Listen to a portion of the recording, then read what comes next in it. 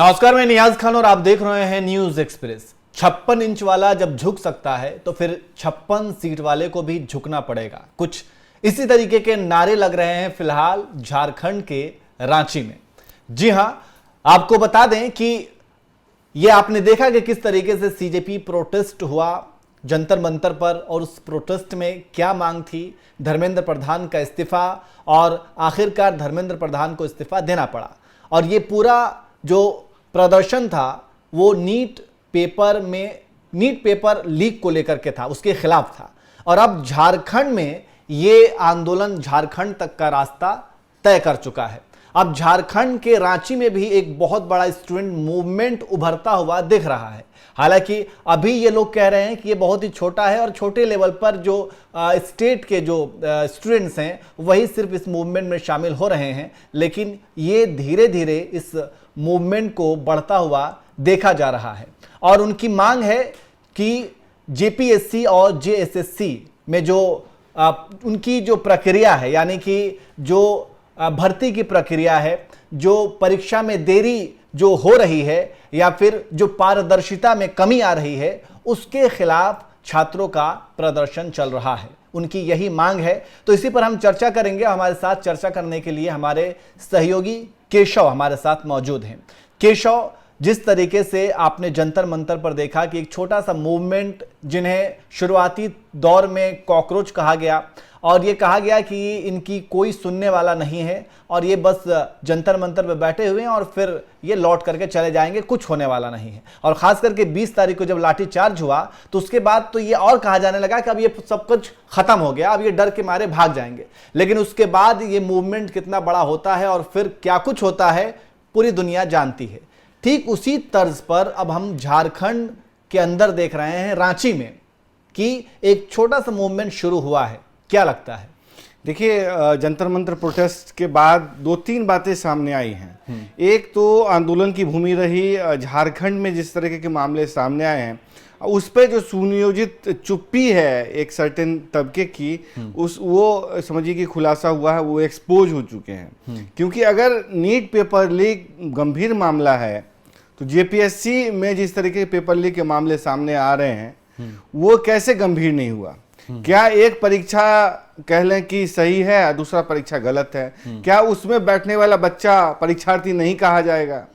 क्या जेपीएससी को लेकर के जो मांग वहां पे छात्र अभ्यर्थी कर रहे हैं वो जायज नहीं है? इस बात का जवाब उन तबकों को देनी चाहिए जो नीट पेपर लीक पड़े तो काफी बड़बोले किस्म की बात कर रहे थे, वहां जा रहे थे, मोदी सरकार को घेर भी रहे थे, या घेरना भी चाहिए। क्योंकि पेपर लीक छात्रों का मुद्दा है तो जाहिर सी बात है सरकार की जवाबदेही बनती है और जवाबदेही सुनिश्चित करने की जरूरत थी। इसलिए तो देखते हैं धर्मेंद्र प्रधान को मजबूरी में ही सही इस्तीफा देना पड़ा।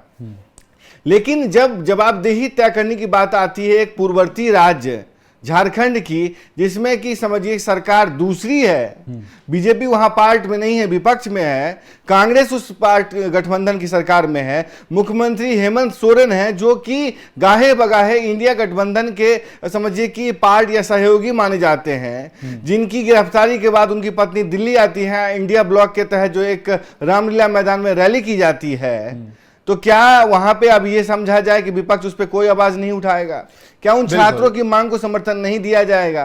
आप देखिए केशव, आपका आर्गुमेंट बिल्कुल सही है कि जिस तरीके से अब जैसे जंतर मंतर पे जो हुआ, तो जंतर मंतर पे हुआ तो आपको पता है कि ये धर्मेंद्र प्रधान के इस्तीफे की मांग कर रहे थे, तो इस पर विपक्ष खड़ा था, लेकिन सत्ता पक्ष जो था वो चुप था। यहां तक कि जो जंतर मंतर पर स्टूडेंट्स आए प्रोटेस्ट करने के लिए, उनको एंटी नेशनलिस्ट कहा गया, उनको कॉकरोच कहा गया, उनको कहा गया कि अराजक तत्व हैं, तमाम तरह की बातें कही गई। लेकिन इस पर सत्ता पक्ष चुप रहा और विपक्ष जो है वो आवाज उठाता रहा।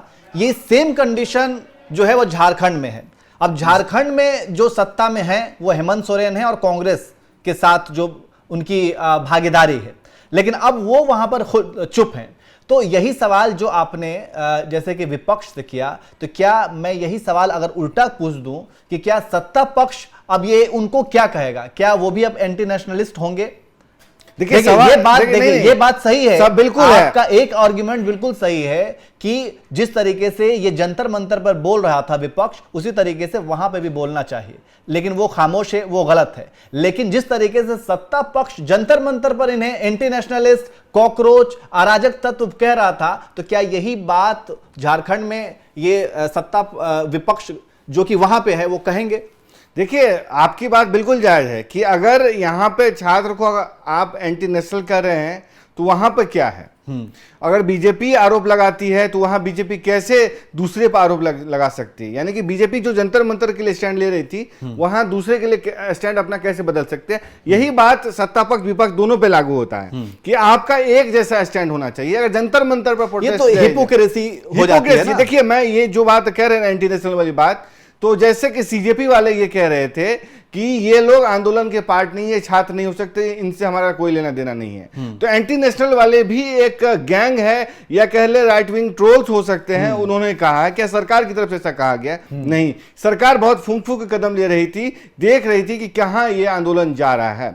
देखिए, जब लाठीचार्ज होता है तो उसका दो ही परिणाम हो सकता है, या तो आंदोलन और बहुत बड़ा हो जाएगा या तो समाप्त हो जाएगा। कई बार ऐसा भी हुआ भी है, इस मामले में वही हुआ। एक बात बताइए, जहां तक एक महीने लग गए उन्हें ये जानने में, समझने में, एक महीने, मतलब एक महीने के बाद लाठीचार्ज होता है। देखिए, जो शुरू में तो वो शांतिपूर्वक ही तरीके से कर रहे थे। देखिए, हम आप बाहर बैठ करके देख रहे हैं जो सरकार में होता है। बाहर बैठ करके नहीं, मैं वहां पे गया हूं। नहीं, बाहर बैठ के आप सरकार में तो नहीं है ना? मैं कह रहा हूं नहीं, मैं आप सरकार में तो नहीं है ना, आप एज ए आउटसाइडर देख रहे हैं ना। हाँ। आप सरकार में नहीं है। जब आप सरकार में रहते हैं तो आपको सारी समस्या आपको छोटी लगती है, आपको लगता है कि सब कुछ ठीक है, क्योंकि आपको फीड ही वही किया जाता है, ब्यूरोक्रेसी आपको फीड ही वही करती है, तो आपको लगता है हम डील कर लेंगे। जब मामला हाथ से निकल जाता है तो वही सरकार को सामने आना पड़ता है, ब्यूरोक्रेसी पीछे हटती है क्योंकि उसके बस का बात नहीं रहता। कई बार धोखा भी खाते हैं। पुलिस ने सरकार के कहने पे, या कह लें कि प्रशासन के कहने पे लाठीचार्ज कर दिया, या जो भी तय मानक है कि लाठीचार्ज किया, क्योंकि वही दंगा, वही प्रोटेस्ट अगर संसद मार्च की ओर बढ़ता, संसद भवन की ओर, तो वही अधिकारी फंसते, उन्हीं के ऊपर कार्रवाई होती और उनकी नौकरी भी जा सकती थी। तो जाहिर सी बात है, नेता इस बीच मझधार में छोड़ देते हैं अधिकारियों की, अलग बात है। अधिकारी भी कुछ मतलब कह लें कि दूध के धुले नहीं है। जहां तक प्रोटेस्ट की बात है झारखंड में, तो वहां कांग्रेस से सवाल होना चाहिए, या झारखंड में हेमंत सोरेन से मांग होनी चाहिए कि आप इस मामले पर चुप्पी क्यों साधे हुए हैं? अगर एक ही मैदान में, जैसे हमारे सहयोगी चैनल ने दिखाया है कि एक ही मैदान में अगर सियासी दल के नेता प्रोटेस्ट कर रहे हैं, आप उनको नहीं उठा रहे हैं, उसी के सामने जो है छात्रों का प्रोटेस्ट चल रहा है, तो आपको परेशानी है। बिल्कुल, क्यों? मतलब देखिए, दूसरी बात देखिए, दोनों सवाल जो है वो दोनों पे है। हिपोक्रेसी का नहीं, नियाज भाई, हिपोक्रेसी की बात है यहाँ पे जंतर मंतर में और झारखंड में जो है वो देखने का नजरिया बदल जाता है। और क्यों? जो हिपोक्रेसी दोनों तरफ से है, क्यों एक तरफ से नहीं है। झारखंड के सिर्फ माइंस पे नजर है, झारखंड की पैसे पे नजर है। केशव, एक सवाल का जवाब दीजिए, हिपोक्रेसी दोनों तरफ से है या एक तरफ से? दोनों तरफ से है। बिल्कुल, मैं नहीं। और दूसरी बात है, लेकिन मांग की बात करूं ना, तो ज्यादा रेलेवेंट, ज्यादा क्रेडिबल मांग जो है झारखंड के छात्रों की है। आप पूछेंगे कैसे? क्या आप मानते हैं कि Dharmendra Pradhan as education minister इस्तीफा देने के बाद शिक्षा व्यवस्था बदल जाएगी?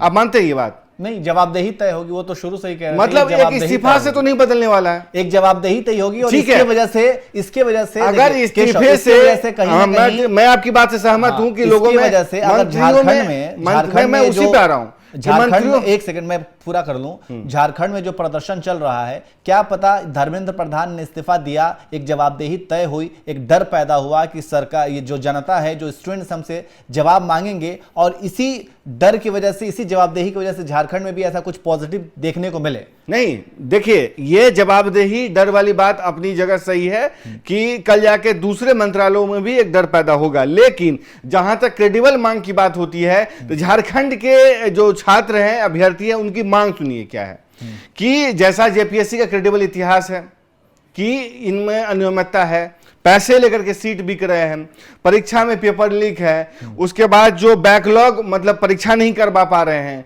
उसके बाद साथ ही साथ सीआईडी के जांच के जो आदेश दिए गए हैं उसका भी ब्यौरा नहीं दिया जा रहा है, सीआईडी की जांच कब खत्म होगी, क्या कार्रवाई हो रही है, उसका ब्यौरा नहीं दिया जा रहा है। तो ये जो मांग है ना, वो आपको जेपीएससी सीजेपी के प्रोटेस्टर्स से अलग है।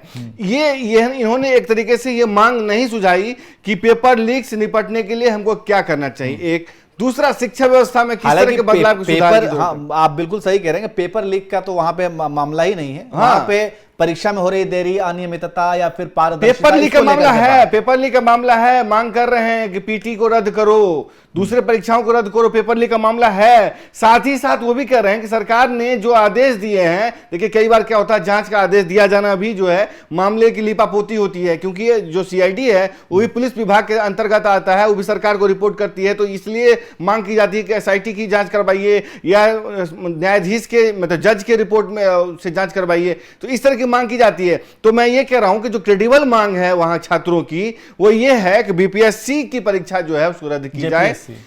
हाँ माफ कीजिए, जेपीएससी की, झारखंड पब्लिक सर्विस कमीशन की, साथ ही जेडब्ल्यूएससी की जो भी परीक्षाएं हैं या उसमें जो अनियमितताएं हैं उसको लेकर के भ्रष्ट अधिकारियों के खिलाफ कार्रवाई की मांग की जा रही है। सीआईडी की जो जांच है उसका भी ब्यौरा मांग रहे हैं, सीआईडी की जांच को 1 हफ्ते के अंदर पूरी करने की बात की जा रही है। तो तमाम तरह की जो मांग है वहां छात्रों की, उसको भी सुनने की जरूरत है, और वो क्रेडिबल मांग लगता है, क्योंकि अगर एक बार जवाबदेही तय होती है अधिकारियों के ऊपर और जो मांग की जा रही है उससे जेपीएससी में सुधार हो सकता है। अब देखिए कि एक और हिपोक्रेसी कह सकते हैं कि एज ए लेमैन देख सकते हैं आप कि वहां पे लंगर चल रहा था, कहां पे, जंतर मंतर पे, और दिन बाद 3 टाइम जो है खाना चल रहा था, सब कुछ चला था, खूब फंडिंग हो रही थी। कहां से हो रही थी? दुबई से हो रही थी, देश के दूसरे इलाकों से भी हो रही थी। अच्छा, ये आपके पास कैसे जानकारी कि दुबई से हो रही थी? क्योंकि दुबई से हो रही थी फंडिंग, उसमें ये फंडिंग वाला जो एक नैरेटिव है ना, देखिए आप भी, देखिए आप भी पत्रकार मैं पत्रकार हूं, इसलिए मैं, फंडिंग हो रही थी, इधर से हो रही थी, चलिए अगर फंडिंग हो भी रही थी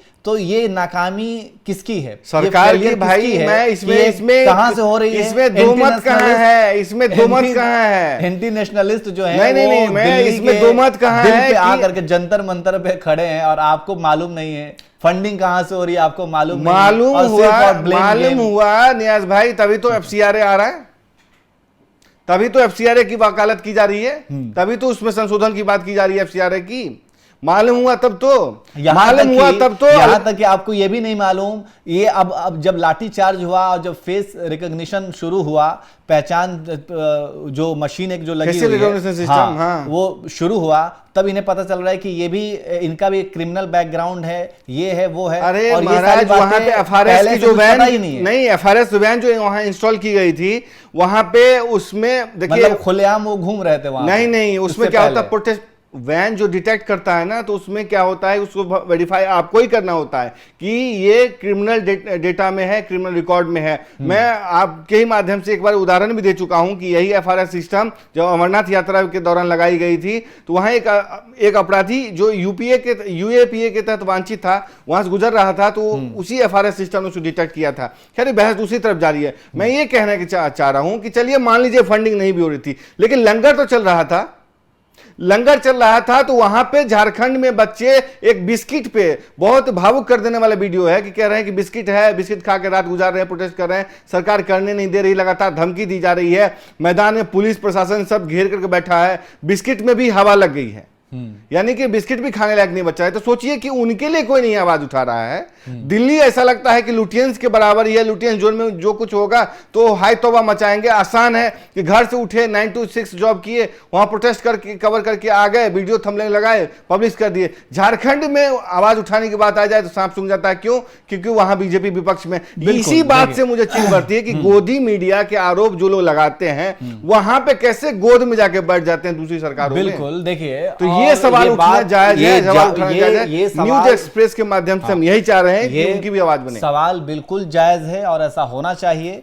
अगर आप पार्टी पॉलिटिक्स से ऊपर उठ करके सिर्फ छात्रों के मुद्दे की बात करें, तो चाहे वो जंतर मंतर की बात हो, चाहे वो झारखंड के रांची में जो प्रोटेस्ट चल रहा है उसकी बात हो, जो जंतर मंतर पर जो लोग शामिल थे प्रोटेस्ट में, उन्हें जो गालियां दे रहे थे वो भी गलत हैं, और इन्हें जो अब गालियां दे रहे हैं या फिर इनका और गाली देने वाली इधर अगर समर्थन कर रहे हैं छात्रों का, तो ये भी एक हिपोक्रेसी है। चलते चलते एक और बात, जो आप फायदे की बात कर रहे थे इस प्रोटेस्ट की, तो उससे एक और बात बताता हूं कि अभी तक जो है आपको पता है कि उस कार्रवाई धमकी देने तक सीमित है, उठाने तक सीमित है, कोर्सिव मेजर्स लिए जा रहे हैं झारखंड में, लाठी चार्ज नहीं हुआ है।